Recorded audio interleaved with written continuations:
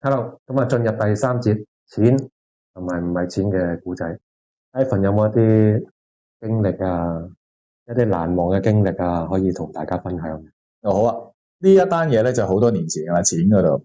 咁啊，話說喺好多年前，咁啊即係做啲 research 嘅時候咧，我就睇好內房嘅，睇好內房。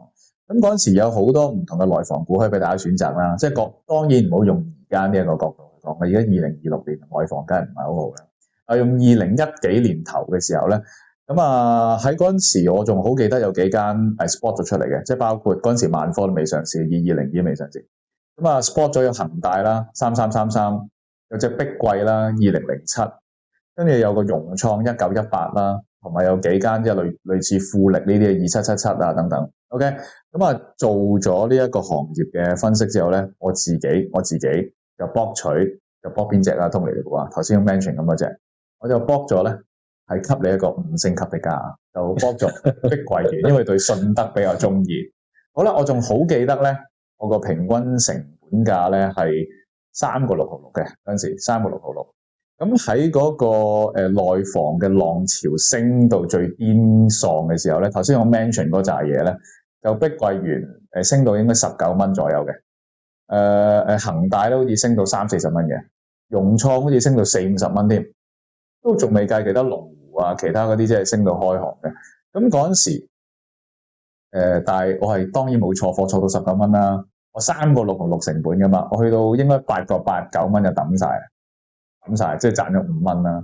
咁啊，幾多股都幾多股嘅。咁啊，買正股，所以呢一個咧都係一個幾大嘅成功投資嚟嘅。但係好奇怪嘅喎，人係唔會因為成功嘅投資而開心，而係會因為賺少咗而唔開心。啱。呢個係似黃子華嗰個理論啊，魚蛋理論。我唔會因為食多我粒魚蛋而開心，我要你都要篤少一粒，我就會開心。所以好奇怪嘅呢一樣嘢。嗰陣時都係個幾成功嘅投資啦，但係你記住勝利咧就好易沖昏頭腦。冇錯。之後咧我就將喺碧桂園嘅利潤咧就輸翻晒落一隻嘢度，即係冇個輸翻晒，輸咗大部分。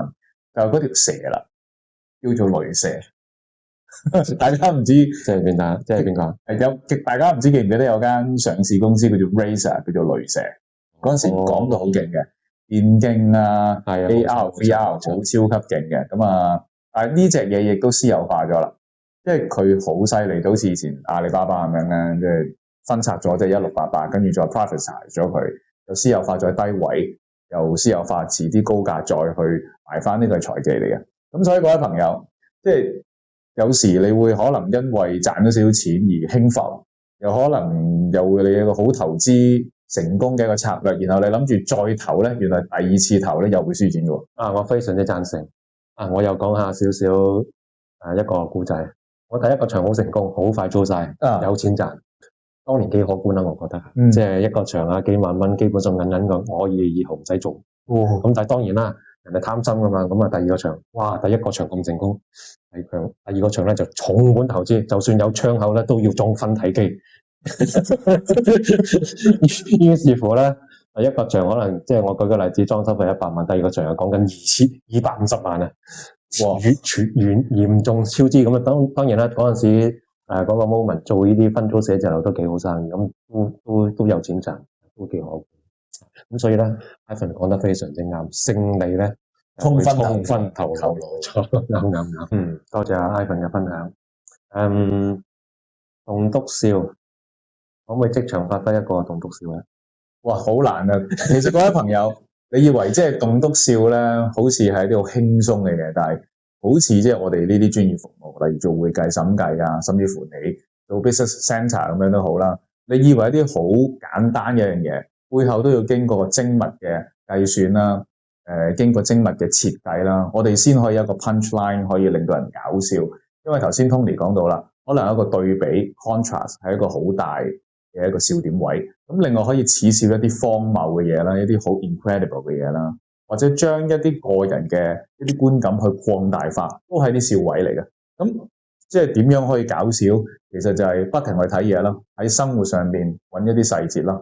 咁可能我哋關於一啲政策，我哋都覺得好荒謬、好可笑。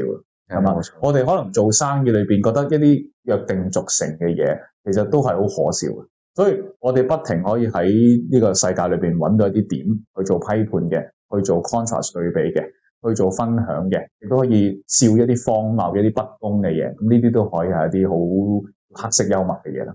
啊，咁我提起荒謬，我最近有一個感想或者睇法，一種行業咧，我覺得幾荒謬，就係借錢行業。佢冇錢問你借，我意思係財務公司啊，但係你嘅利息係好高嘅喎。咁既然佢都冇錢啦，你仲要鋸佢，咁啊隨時還到錢你都冇生意嘅。咁所以咧，我啊覺得呢個即係呢個行業係好有趣之餘好荒謬。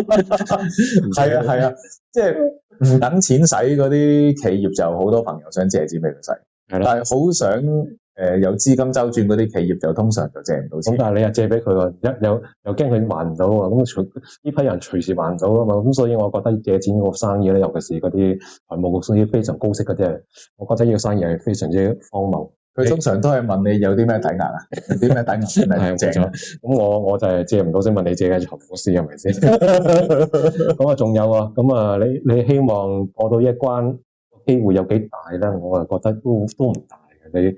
你10個人借錢，咁我周轉嘅啫，係咪10個人最後都周轉到我覺得唔係，可能有30%咧，我覺得已經好過。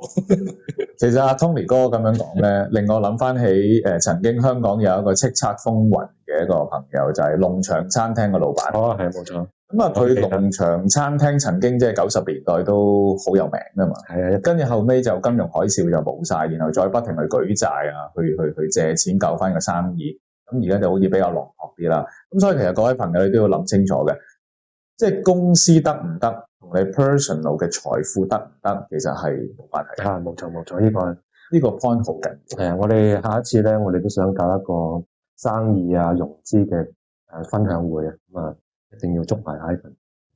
咁就好多謝 Ivan，今次同我哋分享咗好多嘢。再見，下次見，拜拜。